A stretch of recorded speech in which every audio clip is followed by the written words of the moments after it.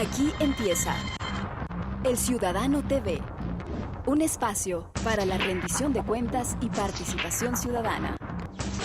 El Ciudadano TV, la imagen de la revolución ciudadana. Bienvenidos.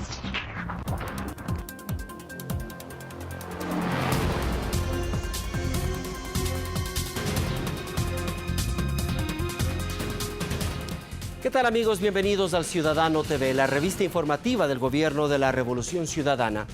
Un nuevo modelo de contratación para las petroleras extranjeras rige en el país desde esta semana, luego que entró en vigencia la nueva ley de hidrocarburos impulsada por el Gobierno Nacional. El cambio de los actuales contratos de participación a los de prestación de servicios, lo cual implica que finalmente el petróleo será propiedad del Estado, es quizás la transformación más sustancial y nos permitirá recibir todos los beneficios derivados de la comercialización directa. Tendremos un análisis a fondo con el ministro de Recursos No Renovables, Wilson Pastor.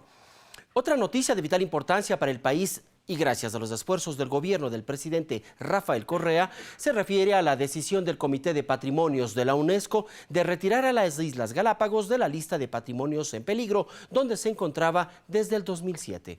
Buena noticia que, sin embargo, no disminuye la responsabilidad para con este tesoro de la humanidad.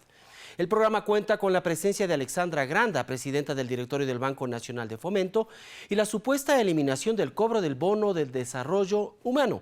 Nos acompaña también Jorge Luis González, director ejecutivo del Instituto Nacional de Compras Públicas, INCOP, para evaluar los 2 años de gestión y los nuevos mecanismos de control en la contratación pública. Arrancamos de inmediato entonces. Representantes de los 12 países miembros de la UNASUR, la Unión de Naciones Suramericanas, se reunieron en Quito para buscar una salida a la crisis diplomática desencadenada por la OEA, luego que en el seno del Consejo de Seguridad, Colombia denunciara que grupos guerrilleros están consolidados y activos en territorio venezolano. Acusación rechazada de plano por la nación llanera, que rompió relaciones con Colombia ese mismo instante. La decisión se sumó a la adoptada por Ecuador luego del bombardeo de Angostura en el 2008 y que aún no merece explicación del país cafetero. Gioconda Lor destaca la posición de nuestro país por lograr que ambas naciones tengan la disposición de sentarse en una mesa y solucionar este impasse. Hemos tenido una reunión muy constructiva, ha habido una disposición muy grande de los cancilleres de la República Bolivariana de Venezuela y de la República de Colombia para hacer todo lo posible para encontrar coincidencias en sus puntos de vista sobre los distintos temas que atañen al momento político de la región. Así catalogó el canciller ecuatoriano Ricardo Patiño a la reunión de más de 5 horas que mantuvieron en Quito las ministras y ministros de Relaciones Exteriores de los países miembros de la Unión de Naciones Suramericana. La cita a la que asistieron 8 cancilleres, 2 vicecancilleres, la embajadora de Surinam en Brasil y el secretario de Gestión Pública de la UNASUR en representación de Néstor Kirchner, resolvió convocar a cumbre de presidentes para avanzar en la solución del conflicto entre Venezuela y Colombia. Invitamos a los jefes de Estado de UNASUR a que puedan reunirse próximamente, lo más pronto posible, para que ellos en forma directa aborden y traten los problemas que en esta reunión nosotros hemos desarrollado. A decir de los asistentes, el encuentro se desarrolló con total cordialidad y respeto, a pesar de las opiniones contrapuestas que defendían los ministros de Venezuela Nicolás Maduro y de Colombia Jaime Bermúdez. Trascendió que cada uno tuvo alrededor de 1 hora para exponer el punto de vista de su gobierno y que todos los representantes de los países miembros de UNASUR participaron. Para el jefe de la diplomacia venezolana, en la reunión se avanzó mucho. El acuerdo principal era encontrarnos y lo logramos. El acuerdo principal era debatir de manera abierta, franca y hacer las propuestas de paz y lo logramos. El acuerdo principal era iniciar el proceso de atención de estas amenazas de Colombia contra Venezuela y lo logramos. Y el acuerdo principal era darle continuidad al mayor nivel de jefe de Estado y gobierno en el mes de agosto y se logró también.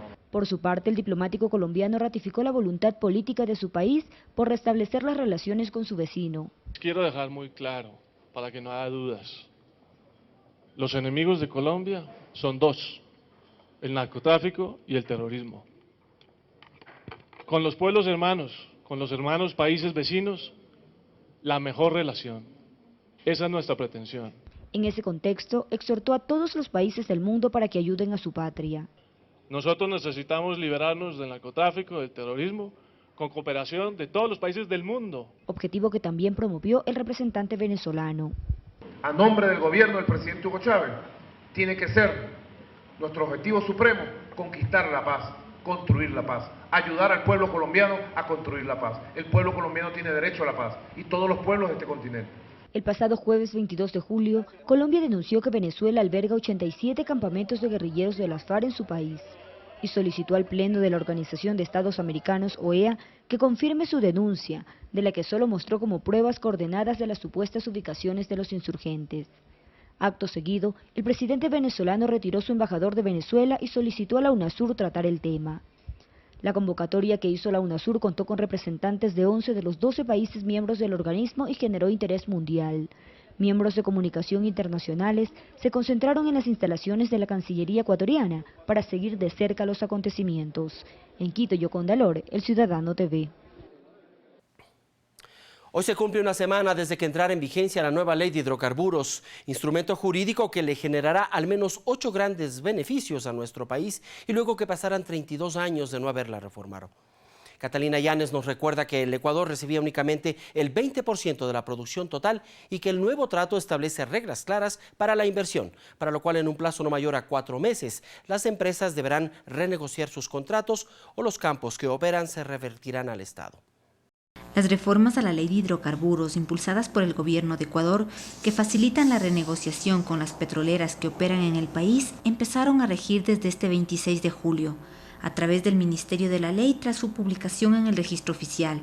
Uno de los principales beneficios para el Ecuador establecidos en la nueva ley de hidrocarburos es el paso del modelo contractual de las empresas petroleras, con lo cual la totalidad de la producción será prioridad del Estado. Les guste o no, esta ley está en vigencia por el Ministerio de la Ley. Es una lástima que no la hayan podido discutir por temas de plazos y temas jurídicos de la Asamblea Nacional Legislativa. Siempre fue nuestra voluntad que así se haga, pero no lo hicieron. Con el paso del contrato de participación al de prestación de servicios, las ganancias ya no dependerán del precio internacional del petróleo, sino que ésta estará fijada en el contrato pactado. Se acabó eso de repartir el petróleo como una pizza, en donde el pedazo chiquito de la pizza siempre le quedaba al Ecuador. Ahora todo el petróleo es nuestro. Efectivamente comenzaremos en paralelo a negociar la tarifa que se pagará a cada una de ellas. Esperamos que para mediados de agosto tengamos un contrato de adhesión suficientemente discutido y consensuado con las empresas que se quieren quedar en el país. A decir del Ejecutivo, a esta ley se suman también otros beneficios económicos en la que el Estado ecuatoriano recibirá la totalidad de los ingresos extraordinarios resultantes del incremento de sus precios y garantiza que el 12% de las utilidades de las empresas se entregará a través del Banco del Estado BEDE para proyectos que beneficien a los habitantes de la zona. Estamos hablando de centenas de millones de dólares. Es decir, si el proyecto petrolero está en una comunidad, la comunidad presenta con el municipio un proyecto, agua potable, alcantarillado, asfaltado de vías, etcétera, al BEDE, y ellos saben qué presupuesto tienen ahí y se les financia el proyecto. Los beneficios del petróleo, que es propiedad de los ecuatorianos, quedan en el país, no en las empresas. Esta reforma a la ley de hidrocarburos tiene también beneficios institucionales, entre los que se destaca la definición de los roles de las funciones de las entidades del sector petrolero. Así, a través de la Secretaría de Hidrocarburos se asignará a las áreas donde deben desarrollar sus actividades las empresas públicas y privadas, y mediante una agencia de regulación y control hidrocarburífero se controlará y fiscalizará las actividades hidrocarburíferas en todas sus fases. En Quito, Catalina Llanes, El Ciudadano TV.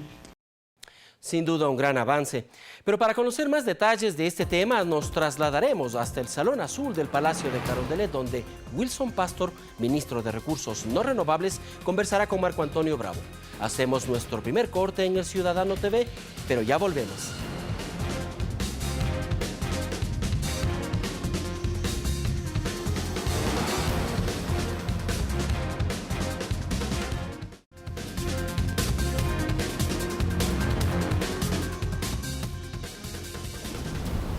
Una ley que cambiará radicalmente el sector petrolero en el país es la ley de hidrocarburos, que ha sido recientemente tratada a medias por la Asamblea Nacional y que pasó por el Ministerio de la Ley. Este es un tema central que vamos a dialogar en los siguientes minutos con el economista Wilson Pastor, ministro de Recursos Naturales No Renovables, para hablar sobre los beneficios que implica esta ley. Bienvenido al Ciudadano TV.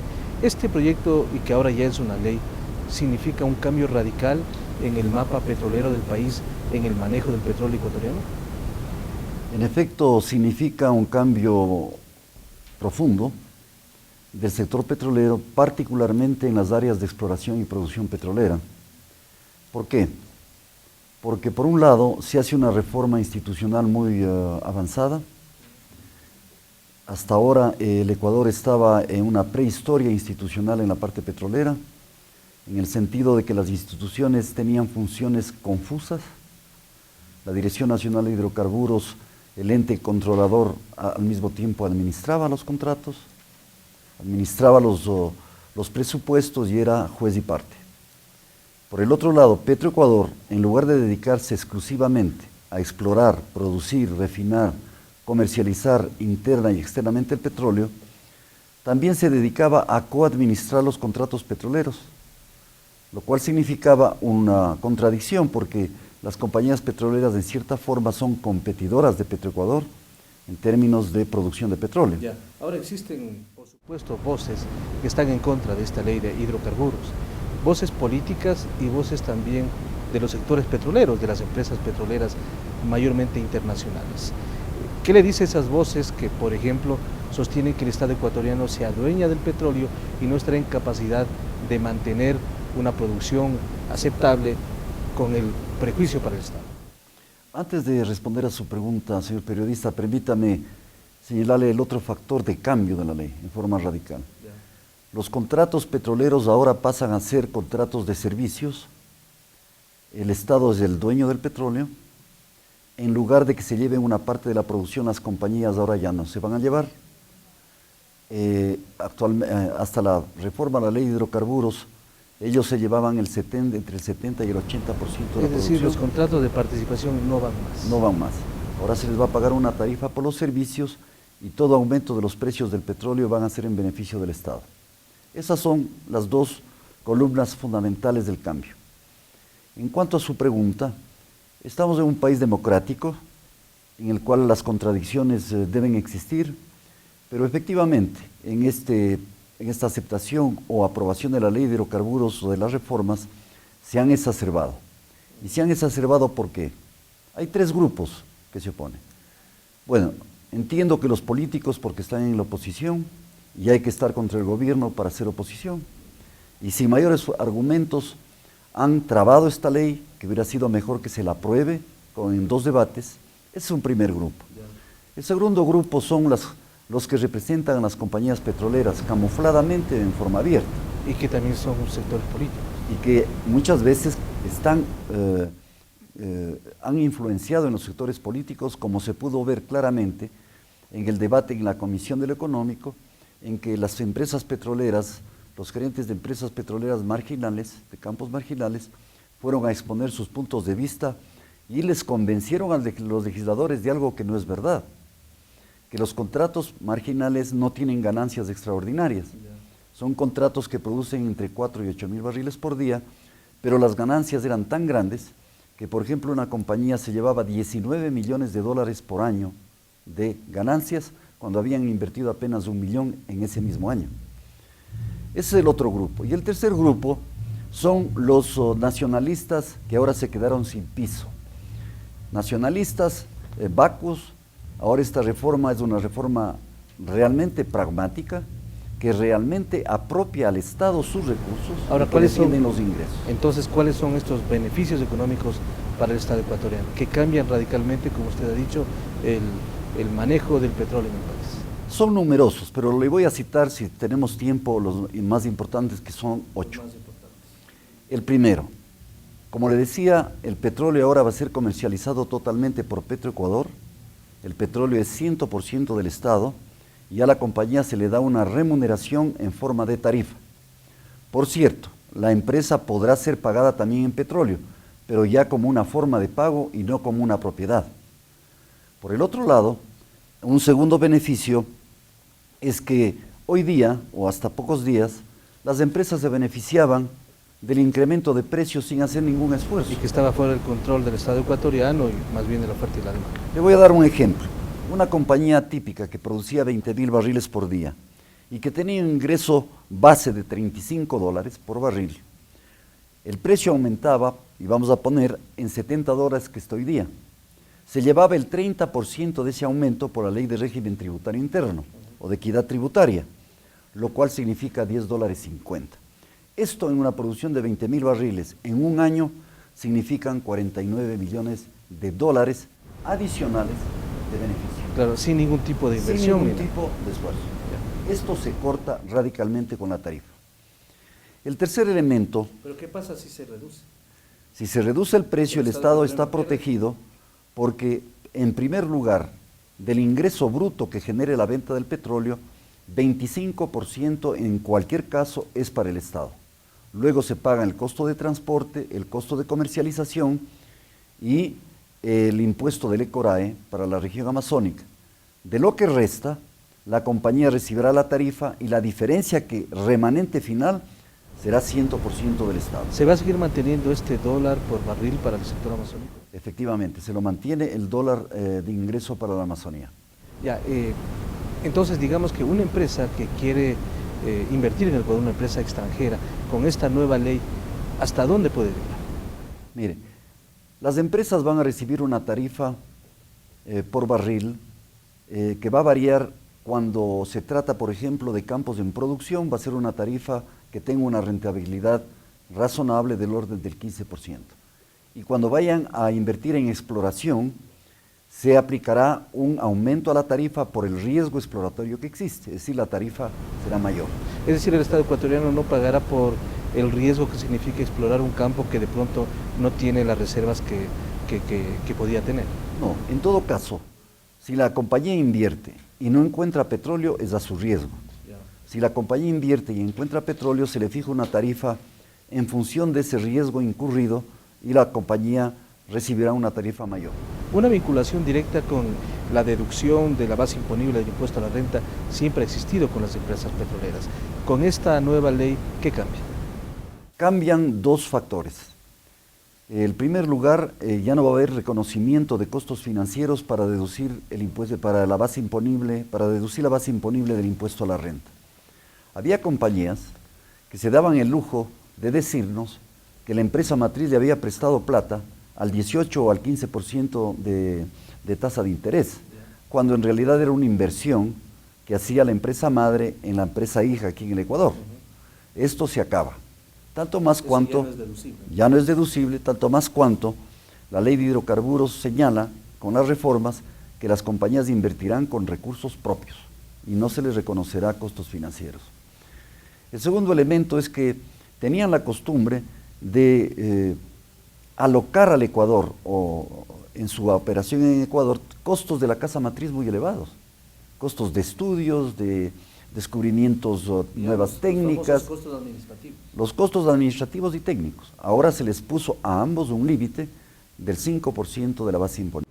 Hay otro tema que es muy importante y que usted ha mostrado a la opinión pública, cómo las empresas extranjeras petroleras han reducido la inversión en el Ecuador en los últimos años.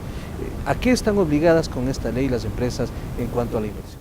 Mire, la razón de ser, de estar aquí de las empresas petroleras es invertir, descubrir reservas y aumentar la producción. Para eso se les llamó, no para que estén cosechando solamente utilidades. Hoy día invierten sí, pero una muy pequeña parte de las utilidades que reciben. Eso han dicho porque no hay seguridad de la inversión, que el Estado no brinda la seguridad. En parte es verdad este argumento de las compañías, puesto que durante los últimos 3 años se ha estado en intentos de renegociación y obviamente en el sector petrolero, cuando uno invierte $1, recién recibe el beneficio después de 3 o 5 años. En parte tienen razón, pero ahora ya ese pretexto desaparece porque tienen reglas claras de juego a largo plazo. Ya, ¿cuánto? Usted mostró un cuadro, no sé si lo puede mostrar ahora, cómo se ha reducido el nivel de inversión de las empresas extranjeras y hasta dónde podía llegar en caso de que esta ley no fuese aprobada. Mire, aquí tengo un cuadro, si podemos verlo. La inversión de las compañías ha bajado de 287 millones de dólares en el 2006 a 196 millones en este presente año. Y conforme a lo que nos mandaron las compañías petroleras cuando yo les requerí cuáles son sus proyectos de inversión al futuro, esas inversiones bajarían al nivel de 162 millones de dólares. Igualmente la producción sigue cayendo, ¿verdad? Perdón, los números que he dado son sobre la producción. Sobre las inversiones, al 2013, las inversiones caerían a 80 millones de dólares, es decir, prácticamente desaparecerían. Esto es lo que quiere cortar la reforma para que esta curva tanto de producción crezca y de inversión también crezca. Este es el objetivo fundamental de cambiar a contratos de prestaciones. ¿En cuánto tiene que ver al monto, a los miles de barriles de petróleo? ¿A cuánto se podría llegar? ¿Cuál es la aspiración para los próximos años con esta reforma? Bueno, existe, si no entiendo yo, nada, una meta. Si no hacemos nada, ¿verdad? Respecto a la empresa privada, podríamos mantener la producción los próximos años en 500,000 barriles. Pero ese mantenimiento de la producción obedece exclusivamente al incremento de producción por parte de Petroecuador y de Petroamazonas. Las compañías van a caer drásticamente en la producción, como le he indicado, de manera que la compensación viene exclusivamente por parte de la empresa pública. Queremos romper esta tendencia, cambiar la tendencia, para que las compañías inviertan y podamos aumentar significativamente el nivel de producción, que hay potencial y que se lo puede hacer. ¿Hasta qué porcentaje, qué meta tenemos? Yo no le podría fijar una meta, pero podríamos estar hablando de entre 50 y 70,000 barriles por día más. Ya en los próximos años. Ya, otro tema que es importante es que los que están en contra, por supuesto, de esta ley, sostienen que ahora el Estado ecuatoriano no solamente va a adjudicar a dedo los contratos con las empresas estatales petroleras de otros países, y básicamente de Venezuela, de Chile, entre otros. Miren, analicemos el tema en 3 niveles. En primer lugar, ningún Estado puede renunciar o autorrenunciar a tener relaciones privilegiadas con otros estados. Le voy a dar unos ejemplos en América Latina y afuera. Brasil, Paraguay, Argentina firmaron a través de sus empresas hidroeléctricas estatales la construcción de las represas para generación eléctrica. Sería un absurdo poner a licitación cuando tienen empresas estatales y los intereses les convienen a los 3. Otro ejemplo, en Bolivia, Petrobras, yacimientos petroleros fiscales bolivianos y yacimientos petroleros fiscales argentinos o ENARSA, que la sustituye, se unieron para producir y descubrir gas en Bolivia y reciben esos 3 países ese gas. Habría sido un absurdo no hacer con sus empresas estatales y llamar a la empresa privada a que lo haga. Habrá más beneficios. ¿Por qué? Entre estatales. Porque proyectos de envergadura, como los petroleros, los mineros, los hidroeléctricos, son canales o tejidos fuertes de integración económica, de beneficio para los países que están allí. Ya. De manera que nadie puede renunciar, peor un Estado, a esto.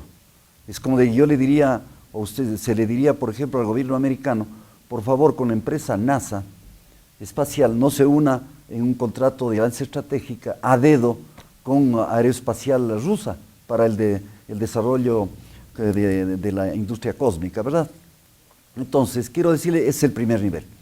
El segundo nivel, en ningún momento hemos dicho que vamos a dar a dedo los campos en producción. Y mientras yo sea ministro y el señor presidente me ha ratificado este criterio, no se entregará ni a empresa estatal ni a empresa privada ningún campo en producción que hoy tienen Petroamazonas y Petroecuador. Y el tercer nivel, es que excepcionalmente se darán campos de empresa privada bajo licitación. Muy bien, muchas gracias por su presencia aquí en El Ciudadano TV. Hemos conversado con el economista Wilson Pasto, él es el ministro de Recursos Naturales No Renovables. Hemos hablado de esta ley que ya está en vigencia y que algunos sectores vinculados a las empresas extranjeras petroleras han demandado ya que existan varios cambios fundamentales. Vamos a continuar con más información en El Ciudadano TV con Javier. Sí, Marco Antonio. Al volver, revisemos juntos qué ocurre con la oferta inmobiliaria y en general con todo el sector de la construcción. Nos vemos ya mismo.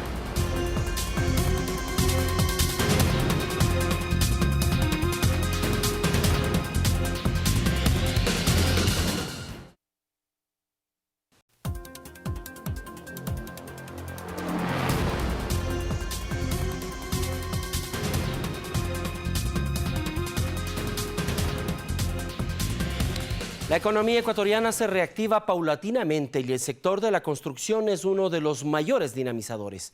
La oferta inmobiliaria aumenta y los créditos hipotecarios resultan más asequibles e incluyen plazos más largos. Todo gracias a la política de inversión instrumentada por el Gobierno Nacional a fin de resolver varios problemas a la vez. Gioconda Lor nos muestra la más variada oferta inmobiliaria.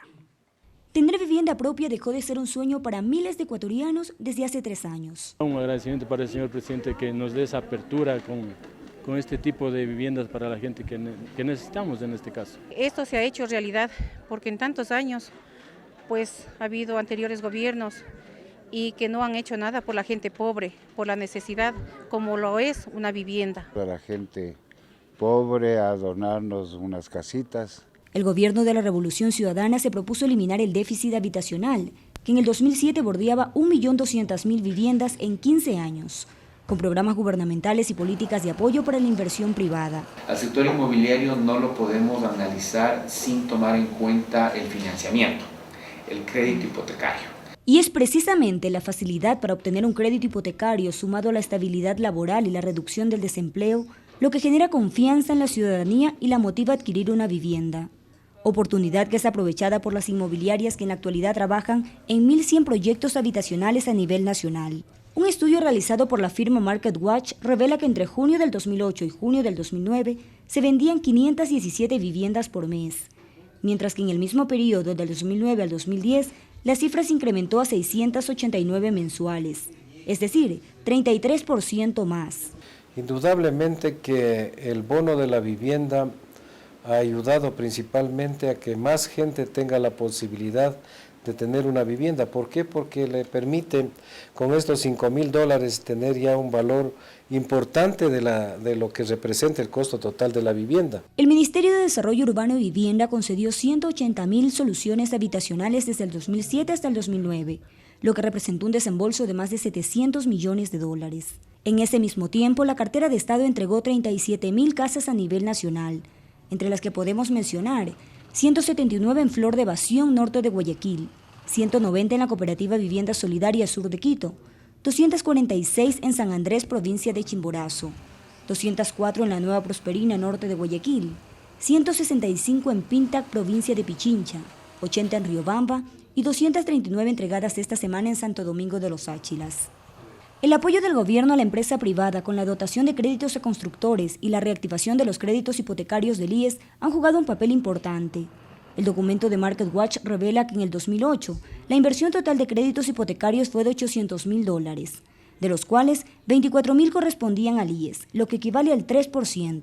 Para el 2009 la inversión total aumentó a $880.000 y de eso el 39%, es decir, más de $300.000 pertenecen a la cartera del IES. Son los más apetecibles del mercado, por eso hemos tenido problemas con la banca. En este momento hemos bajado tasas de interés, hemos subido montos, bajamos la tasa de interés a 25 años al 9%, de 10.4 al 9%. Mire usted, es una cosa muy buena. Subimos de $70.000 a $100.000 para darles el 100%.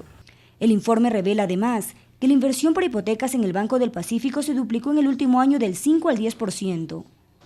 Estas cifras dejan ver que el 50% de la inversión total en créditos hipotecarios corresponde al IES y el Banco del Pacífico, mientras el resto de la banca y otras entidades financieras tienen el otro 50% de la cartera.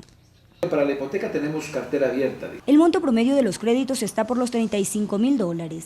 Sin embargo, existen proyectos habitacionales donde se pueden encontrar viviendas desde $20.000.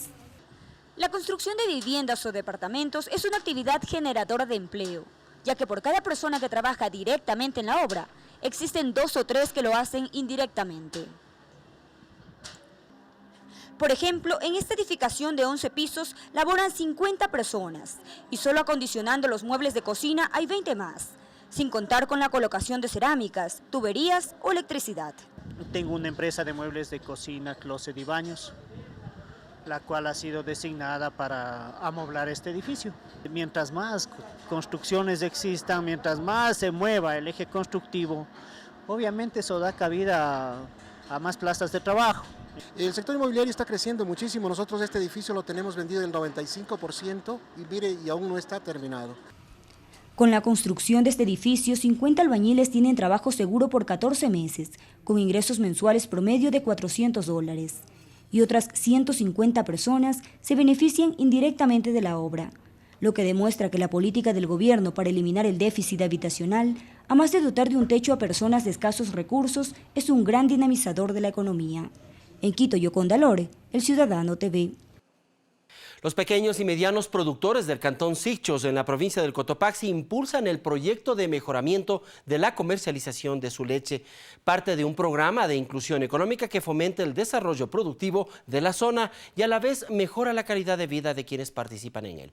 Catalina Llanes conversó con los miembros de esta asociación. A 900 metros de altura se encuentra el Cantón Sichos, en la provincia de Cotopaxi, una ciudad cuya actividad es netamente agrícola y ganadera. Sus habitantes son cordiales y procuran estar siempre abrigados para contrarrestar el frío del páramo. En esta ciudad, desde el mes de mayo se impulsa el proyecto de mejoramiento de leche, el mismo que permite comercializar este producto sin la necesidad de un intermediario. A través de un fondo de cooperación que se destinó entre los gobiernos de Ecuador e Italia, se invirtió un monto superior a $400.000 en la ejecución de este proyecto de inclusión económica y social. Actualmente de este se benefician 200 familias del Cantón Sichos. Mayra Guaita vive a 15 minutos del centro de la ciudad. Se dedica a la agricultura y a la ganadería. Todas las mañanas ordeña su vaca que le produce entre 10 y 12 litros diarios, los cuales entrega a los recolectores que son parte de este programa de inclusión económica. Esta leche llega hasta el centro de acopio que está ubicado en el centro de Sichos, donde los técnicos toman una muestra del producto y realizan los controles respectivos. El objetivo es mantener estándares de calidad óptimos para el consumo humano y la comercialización. Ahorita lo que estamos haciendo en la recepción de la leche, hacemos acidez, mastitis y vemos el porcentaje de grasa que tengan, grasa, proteína y lo que el agua se haya añadido. Eso es el control básicamente que hacemos en el andén. No hacemos microbiología porque no lo tenemos. En este centro, que fue equipado con tecnología de punta y construido por los mismos socios, son muy cuidadosos de la calidad del producto. Por ello capacitan constantemente a los productores de leche del cantón. Les enseñan técnicas de ordeño y cómo cuidar el ganado. Es muy importante que para que un producto sea de calidad, también la materia prima sea de calidad. Entonces nosotros hemos trabajado también con los productores a nivel de finca, mejorando lo que es pastos, un poco lo que es el manejo del ganado. También, o sea, es un proceso bastante complicado y bastante arduo que nosotros todavía estamos, como quien dice, empezando, ¿no? Todos quienes conforman esta asociación dicen sentirse satisfechos por este programa de emprendimiento, especialmente porque pueden vender este producto a un precio de 32 centavos y sin intermediarios. Tenemos 5 rutas y estamos, como se dice, luchando con el intermediario todavía, porque siempre hay trabas. Al momento en el centro producen quesos y yogur, los mismos que se distribuyen en el mercado local. Sin embargo, esperan en los próximos meses entregar sus productos en la región Sierra y posteriormente a nivel nacional. Y aspiramos, como se dice, a futuro nosotros ser y abarcar todo el cantón. Y a futuro, ojalá, ser la planta de procesamiento de lácteos Sichos que cubra toda la provincia y el país. En Sichos, con imágenes de Cristóbal Hidalgo y Miguel Romero, Catalina Llanes, El Ciudadano TV. El trabajo gubernamental en seguridad y control de la delincuencia incluye la modernización y dotación de tecnología, así como la capacitación policial en nuevas técnicas que permitan incrementar los estándares de calidad en sus labores diarias.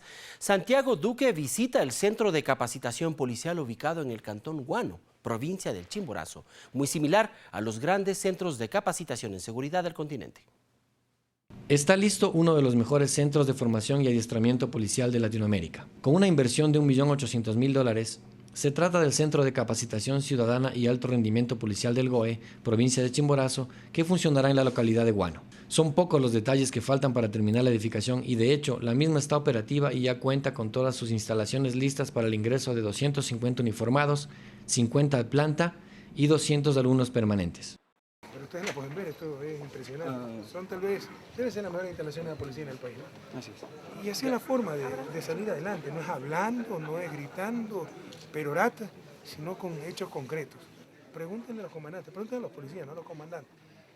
Tal vez ellos tienen compromiso con el gobierno o algo. Pregúntenle a cualquier policía, no tenían ni pistolas, por el amor de Dios. La policía no sabía disparar, porque las municiones las tenían que pagar ellos mismos. Yo alguna vez voy por la calle y me cogen policía y me dicen, gracias, presidente, y el curso de disparo fue excelente, ya aprendí a disparar, eso me dice. Adicional a esto, en esta nueva sede policial se tiene previsto que funcionen otras dependencias, como la entidad que se encargará del control de armas en toda la zona centro del país. En estos días se está abriendo y mejorando las vías de acceso y ultimando los acabados de la obra que fue adjudicada a la empresa Toradenc y en la cual laboraron cerca de 120 obreros. El terreno fue donado por el municipio de Huánuco y está ubicado junto al futuro parque vial, frente al Colegio Alfredo Pérez Guerrero. Al lado del centro se encuentran las viviendas que construyó el gobierno para las 80 familias que fueron evacuadas de la zona aledaña al volcán Tungurahua. En esta casa que vivimos bien y hay todas las baños, todo, en cambio ya no sabíamos tener. Desde la provincia de Chimborazo, Santiago Duque, El Ciudadano TV. Escúchenos en Radio Nacional del Ecuador en la frecuencia 600 AM en Guayaquil. También en Radio Pública 100.9 Quito, 105.3 Guayaquil, 88.9 Cuenca, 88.1 Manabí y 88.5 Macas. En Riobamba, TVS Canal 13 y Radio Río FM 95.7. Anamí también nos acompaña a través de Capital Televisión, canales 24 y 28. Cañar y Azuay lo hacen en cambio a través de Unción Televisión, canal 25, y por cable, CN Plus, canal 3. ¿Quiere saber cómo unirse a esta red de medios de comunicación que retransmiten el Ciudadano TV? Se lo contaremos más adelante, pero antes el Banco Nacional de Fomento le rinde cuentas a usted sobre su gestión y aclara las razones de una supuesta suspensión del pago de bonos.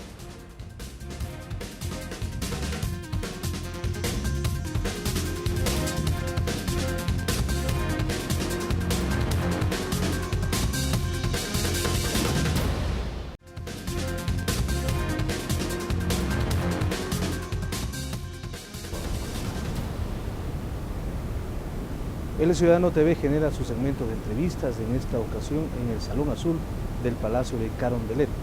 Vamos a abordar varios temas que son de mucho interés, uno de ellos vinculado con el Banco Nacional de Fomento. Usted ha visto, ha podido escuchar algunos rumores acerca de la posibilidad de que el bono de desarrollo humano sea suspendido o se haya suspendido. Vamos a aclarar este y otros temas que tienen que ver con el manejo del Banco Nacional de Fomento y para eso hemos invitado en esta oportunidad al Ciudadano TV a la economista Alexandra Granda, presidenta del directorio del Banco Nacional de Fomento. Bienvenida y gracias por estar aquí en el Ciudadano TV. No, gracias Marco Antonio, más bien a ustedes por la oportunidad que nos dan al Banco Nacional de Fomento en efecto de poder aclarar este tipo de rumores que definitivamente han sido malintencionados. Al parecer existe cierta oposición, ¿verdad? ¿Pero quién genera este tipo de rumores? Mire, en las calles comenzó a circular la novedad de que el bono se iba a terminar. Entonces esto causó esta avalancha de personas, si se quiere, a nuestras instalaciones, saturándolas, por supuesto, sumado también a que definitivamente el banco está haciendo sus mejores esfuerzos por contribuir al desarrollo, ¿verdad? Y a la atención mejorada de estas personas, de tal manera que, por ejemplo, hace menos de un mes aproximadamente cambiamos la parte tecnológica, actualmente damos el crédito en 24 horas. Es decir, ¿verdad? que se ha cambiado radicalmente, pero digamos que este rumor obligó que muchas personas vayan a amanecerse prácticamente en las afueras de las instalaciones del Banco Nacional de Fomento, cuando se dieron cuenta de la realidad que era otra en realidad. Sí, bueno, en efecto, o sea, insisto, este rumor malintencionado motivó a que la gente se desespere, se vuelva muy ansiosa por conseguir el tan añorado pues, crédito de desarrollo humano, que permítame decirle, para mí es un proyecto exitoso del MIES. Es por eso más bien la sobredemanda que tenemos, ¿no? ¿Cuántas personas están o han recibido este crédito de desarrollo? Bueno, imagínense, desde el año 2007 al 2009, en 3 años habíamos entregado 214.000 créditos. De lo que va del año 2010, o sea, desde enero a julio, hemos entregado 203.000. Es la misma cantidad en 7 meses que en los 3 años anteriores. Entonces eso más bien demuestra nuestro esfuerzo, o sea que el Banco Nacional de Fomento está dando respuesta inmediata a la atención de estos créditos. ¿Qué tipo de créditos o cuáles son los montos que ustedes entregan? Bueno, en este caso tenemos pues el crédito del bono de desarrollo humano, en los cuales se le entrega un anticipo de 24 meses, $840 aproximadamente a cada beneficiario. Tenemos los créditos de 5.5, tenemos operaciones de desarrollo y definitivamente pues el banco se convirtió en la banca de desarrollo del Ecuador, en donde atendemos a todos los sectores productivos que demanden nuestro crédito. Sin duda que quien aspira o quien quiere un crédito de desarrollo humano necesita cumplir ciertos requisitos. ¿Cuáles son? En el caso del crédito de desarrollo humano solamente estábamos pidiendo 2 requisitos por el momento, que la cédula de identidad más un comprobante de servicio básico para identificar realmente dónde vive la persona. Ya, entonces definitivamente no se ha suspendido en ningún momento pese a que existe una sobreoferta. Sí, hay una sobredemanda más bien, ¿sí? No se ha suspendido, no se va a suspender. El presidente de la República lo aclaró el día sábado en el enlace sabatino de Playa. La ministra Jimena Ponce, también responsable del programa, también lo ha aclarado y pues yo lo ratifico que no se va a suspender el bono de desarrollo humano. Ustedes han realizado más de 170.000 operaciones crediticias, 230, ya, que superan los ¿cuántos millones de dólares? Estamos hablando de 160 millones de dólares nada más destinado para este proyecto. Entonces, otro tipo de proyectos que ustedes entregan con el 555, por ejemplo, se habló ya hace algunos meses de que no fue tan exitoso como parecía, porque justamente la demora en la obtención del crédito o la imposibilidad del mismo. Bueno, lo que pasa, definitivamente hemos venido trabajando y yo creo que también es un producto exitoso.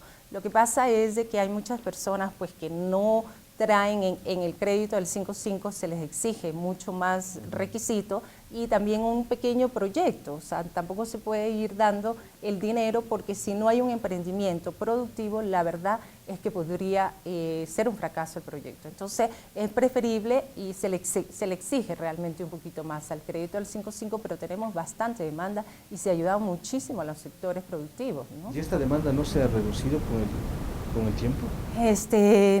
No se ha reducido. Lo que sí hemos tal vez en este momento armado es un proyecto de contingencia, si se quiere, porque prácticamente la gente de microcrédito se ha vuelto, los funcionarios de microcrédito se han tenido que volcar a atender esta sobredemanda que tenemos del crédito de desarrollo humano. Por eso tal vez en este mes en particular, tal vez los volúmenes han bajado un poquito, pero se mantiene y se continúa con estos Hay otro tipo de programas de atención que ustedes entregan, por ejemplo, a los taxistas.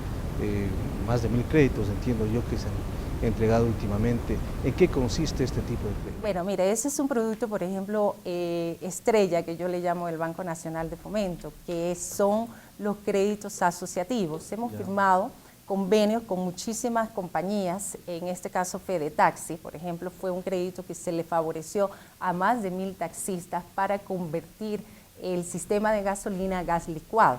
Entonces es de esta manera pues que se contribuye al ahorro, no solamente pues energético nacional, sino también un ahorro para los taxistas.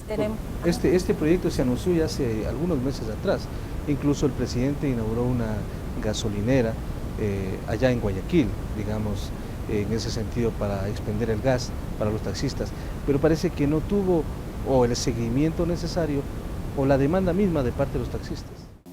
Sí, pero sin embargo ya se está reactivando, lo están tomando ya bastante en serio, el apoyo del Banco Nacional de Fomento está, los créditos están aprobados, entonces ya más bien depende de la Federación de Taxi que tomen la decisión de hacer su conversión.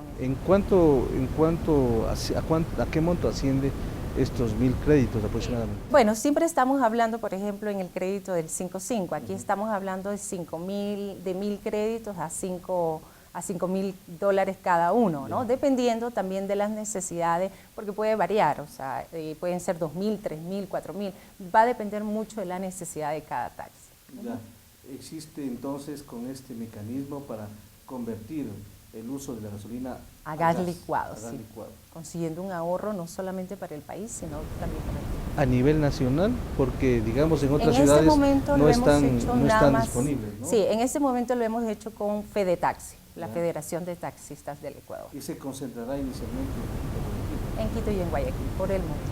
Existe también otro proyecto que es importante en el financiamiento para compra de tierras en algunos sectores del país. Hay uno que se llama Hacienda La Majadita en la provincia del Guayas. Sí. ¿Qué significa? ¿Qué sentido tiene esto? Bueno, esa es la forma más evidente, ¿verdad?, de cómo el Banco Nacional de Fomento definitivamente ayuda a las asociaciones, en este caso a La Majadita, en donde se les facilitó prácticamente para la compra de 750 hectáreas y la siembra de maracuyá. Con este proyecto se favoreció aproximadamente a 250 familias con un monto de cercano a $5 millones. El Banco Nacional de Fomento, como usted lo dijo hace poco, ha entrado en un plan de tecnología y modernización. ¿Qué hace diferente al Banco Nacional de Fomento de antes al de ahora? Bueno, empecemos con el tema del bono, pues antes se daba del crédito del bono, antes se daba en un mes, 15 días, actualmente lo damos en 24 horas.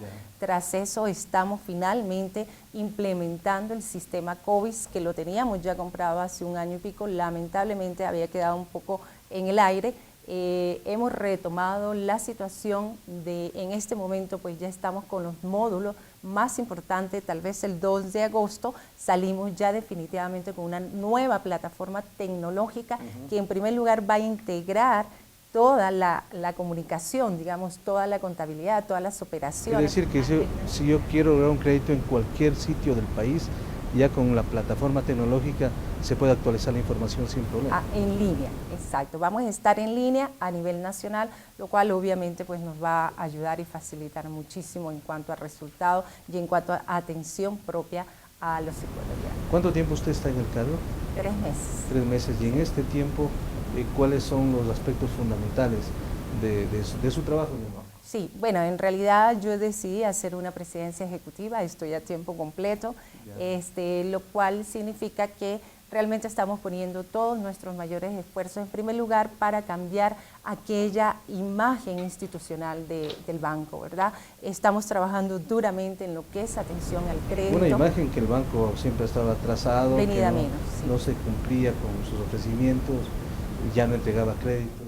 Sí, ha estado bastante venida menos lejos. O sea, en este momento parecería que el Banco Nacional de Fomento no estaría funcionando bien, pero yo, Marco Antonio, le diría que es lo contrario. Créame que estamos teniendo un marco de respuesta impresionante. Dígame usted, atender a la máxima capacidad. Y yo aquí quiero hacerles hasta un reconocimiento muy grato de mi parte a todos los funcionarios del Banco Nacional de Fomento, porque con todo el programa de crédito de desarrollo humano, créame que han puesto hasta de más. Porque en su momento entiendo que rebasó todas las expectativas. Todas las expectativas, y de hecho seguimos rebasando todas las expectativas, pero estamos trabajando arduamente. La gente no ha tenido descanso y está volcada, y esto significa pues que obviamente vamos teniendo una respuesta de lo que es servicio y atención al cliente. De alguna manera a nivel nacional? 142 sucursales, entre agencias, oficinas especiales y sucursales. ¿Están en todo el país? En todo el país. El Banco Nacional de Fomento es la red más grande bancaria a nivel nacional. ¿Y tiene alguna proyección más para poder seguir implementando más oficinas o sucursales? Sí, realmente tenemos en este año siquiera unas 6 a 10 oficinas se integrarán, porque el objetivo del banco es definitivamente llegar a aquellos lugares donde la banca privada normalmente no llega. Entonces, con créditos oportunos, ágiles, con tasas de interés preferencial, que nos permita impulsar el desarrollo productivo del país. Muy gentil por su presencia aquí en Ciudadano TV. Muchas gracias. Muy amable, la economista Alexandra Granda, presidenta ejecutiva del Banco Nacional de Fomento. Hemos pasado revista a varios temas que son de interés sobre el trabajo que realiza esta entidad. Vamos a continuar con más información con Javier aquí en El Ciudadano. Le recuerdo nuestras páginas electrónicas: www.presidencia.gov.es, elciudadano.gov.es, andes.info.es, confirmado.net y ecuadorenmovimiento.com. Una nueva entrevista les tenemos luego del último corte para hablarnos de cómo hacer negocios con el Estado de forma transparente y justa.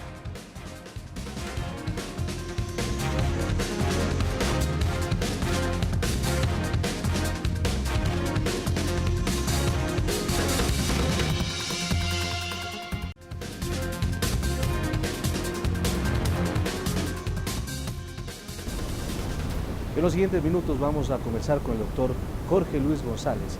Él es el director ejecutivo del INCOP, para hablar sobre los resultados del INCOP cuando cumple ya 2 años de existencia, con magníficos resultados para el Estado ecuatoriano que van a ser explicados más adelante, pero también con algunos problemas que todavía por obvias razones subsisten.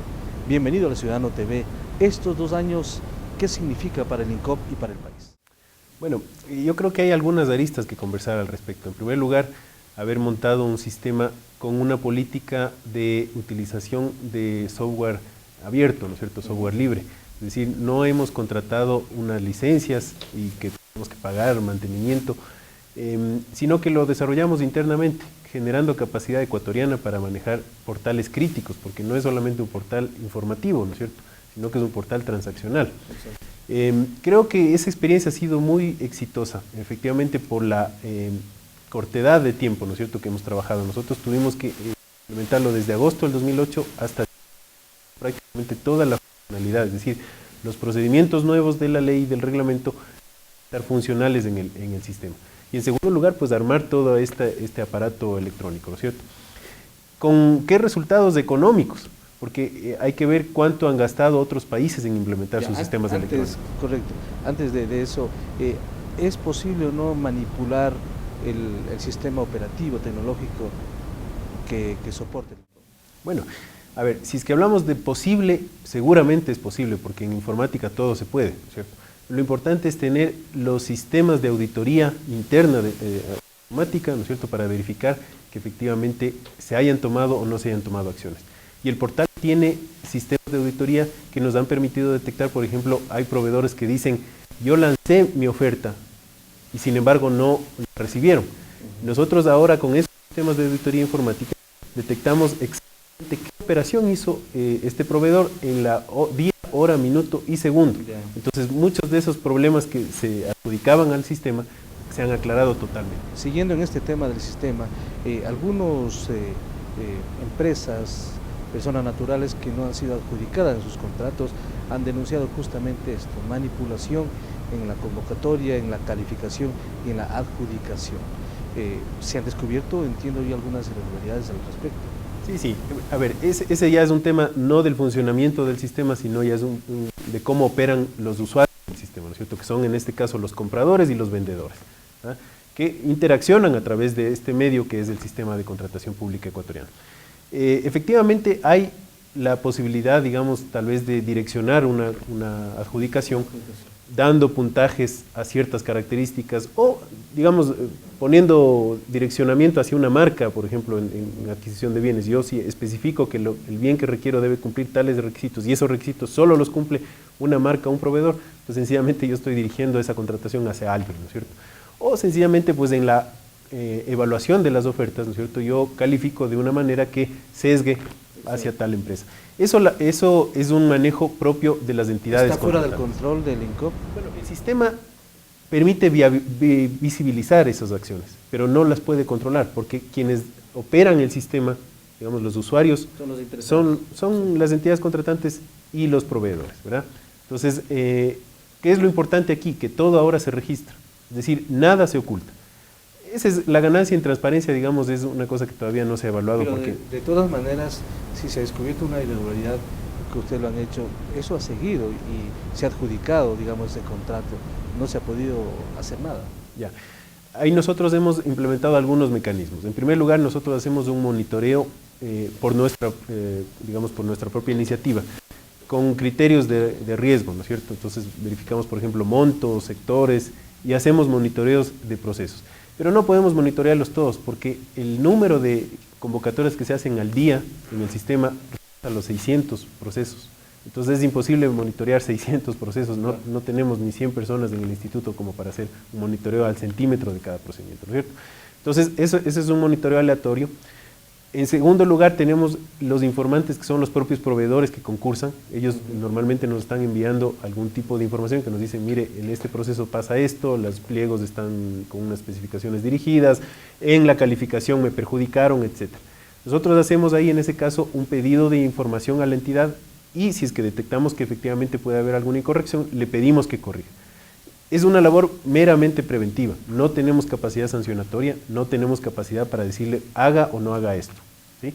Si es que la entidad corrige, y este ha sido más o menos el 30% de los casos en donde hemos intervenido, pues en buena hora, ¿no es cierto? Se declara desierto el proceso, no se continúa y se reabre otro corrigiendo el problema que haya existido. Cuando ya no podemos conseguir, digamos, lo que pretendimos, en ese caso, lo que debemos hacer es de eso a Contraloría General. Ya. Es el ente que se encarga de la investigación y juzgamiento en el momento oportuno. Ahora, dentro de la función pública han existido algunas entidades, por ejemplo, que dicen nosotros vamos a subir vamos a comprar varios elementos que son importantes y necesarios para nuestro trabajo. Estamos hablando de tecnología, de equipos de computación, etcétera.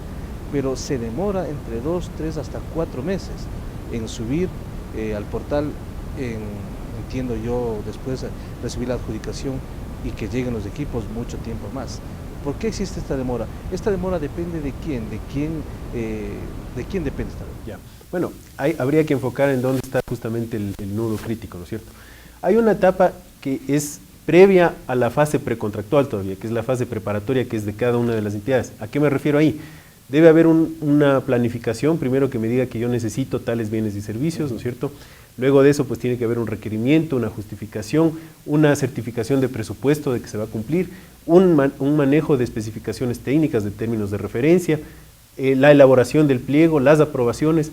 Eso es una etapa que la maneja enteramente la entidad contratante. ¿Desde cuándo empieza a funcionar el sistema? Desde que se convoca, es decir, se tiene un pliego, un documento precontractual aprobado, ¿verdad?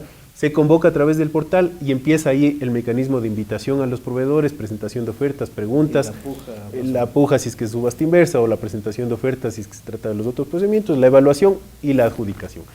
Normalmente, digamos, el esquema de subasta inversa, que ha sido el más utilizado para adquirir bienes, ese puede llegar a demorarse entre 7 y 9 días, si es que vamos a los plazos más cortos. Ahora, obviamente pueden establecerse cronogramas más extendidos, dependiendo de la complejidad de los bienes y las calificaciones que hay que hacer. El monto no define tanto, sino tal vez cuántas ofertas yo tengo que analizar antes de la puja, etc. Pero esos son los plazos. Para adquirir bienes que están ahora en el catálogo electrónico, son horas las que se demoran. Es decir, para requerir bienes como vehículos, o por ejemplo suministros de oficina o computadoras que están ahora en un catálogo electrónico ya preseleccionados, digamos, los proveedores. Sencillamente la entidad entra y da la orden electrónica al proveedor que pues va a entregar en los tiempos que se hayan acordado, ¿no es cierto? Y el proceso más largo, que es la licitación, ¿no es cierto? Ese, sumado los tiempos, podría hacerse en 15, 20 días. Pero hay que obviamente ver cuáles son los cronogramas que entidades, porque normalmente hay que dar un tiempo suficiente para presentar la oferta, ¿no es cierto? Preparar la oferta y presentar. En gran medida entonces el tiempo depende de la ejecutividad del contratante, de cómo él pueda llevar adelante este proceso. En estos 2 años de gestión del INCOP, ¿qué resultados cuantitativos le ha dado al Estado ecuatoriano? ¿Cuántos recursos se han podido ahorrar? ¿Y cómo ha sido justamente este proceso que ustedes lo llaman de mucha transparencia en la contratación pública? Ya, bueno, resultados cuantitativos. Estaba conversándoles del tema de desarrollar el portal con un software no licenciado. Eso, nosotros hemos comparado cuál es el presupuesto que Chile tiene para mantener, ¿no es cierto? Porque ellos mandaron a desarrollar, digamos, su portal con una empresa, con, digamos, licencias a las que hay que pagar anualmente. Luego de eso tienen que pagar a la empresa para que les haga mantenimiento o les cambie alguna funcionalidad.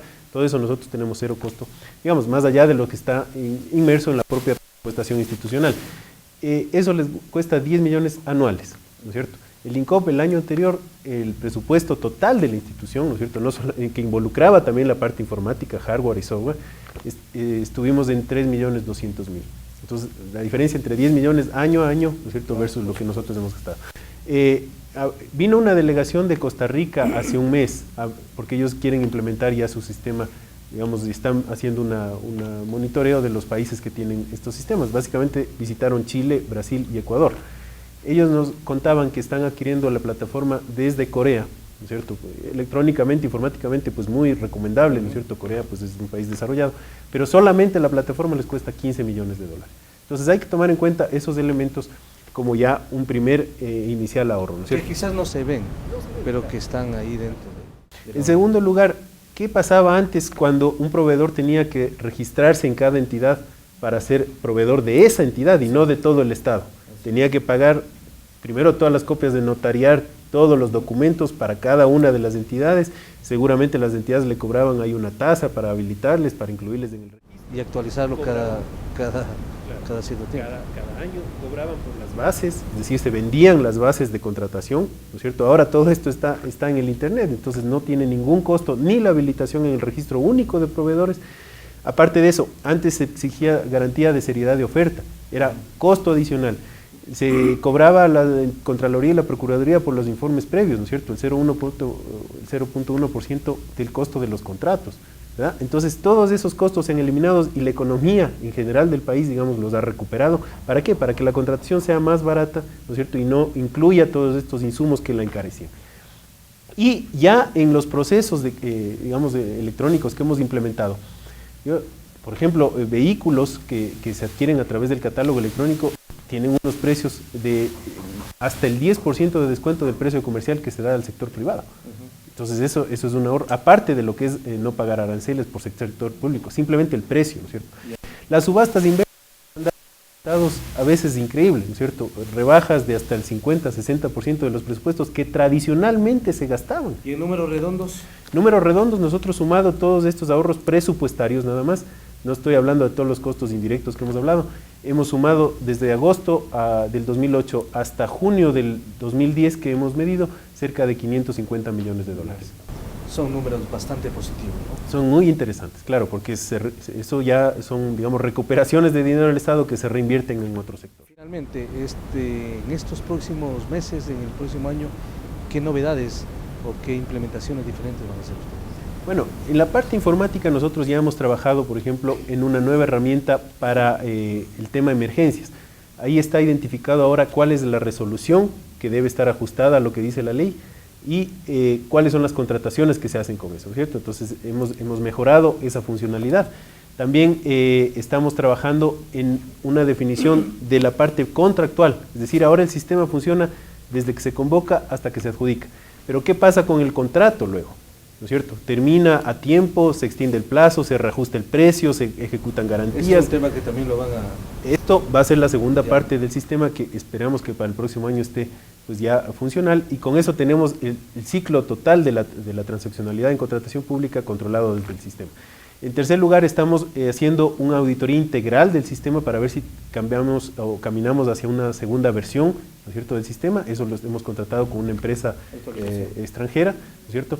Además, nosotros estamos trabajando en mejorar las facilidades, digamos, que sea más sencillo el uso, ¿no es cierto? Porque a veces la tecnología siempre es una barrera cuando la gente no ha estado, digamos, preparada para usarla, ¿no es cierto? Entonces ahora estamos siendo más intuitivos en el uso, digamos, con unos mensajes más claros. En tercer, otra de las mejoras que en los próximos meses se van a ver es manuales interactivos, sobre todo herramientas de capacitación didáctica. Es decir, uno para saber cómo se hace una subasta va a entrar al portal y con un diálogo inclusive con el sistema se va a enterar de cómo funciona el sistema. Perfecto. Muchas gracias por su presencia aquí en el Ciudadano TV. Muy gentil al doctor Jorge Luis González. Él es el director ejecutivo del INCOP. Cumple 2 años de gestión con un ahorro de más de 550 millones de dólares para el Estado ecuatoriano y otras novedades que son muy interesantes y que han sido analizadas en este canal. Vamos a continuar con más información con Javier aquí en el Ciudadano TV. Gracias por acompañarnos una vez más. Recuerde que el Ciudadano TV se retransmite por la señal de CN Plus Canal 3 hoy a partir de las 14:30 y también a las 19 horas. Además, por Canal 23 Teleandina en Quito a las 11 de la noche. Seguiremos semana a semana con usted. Descanse.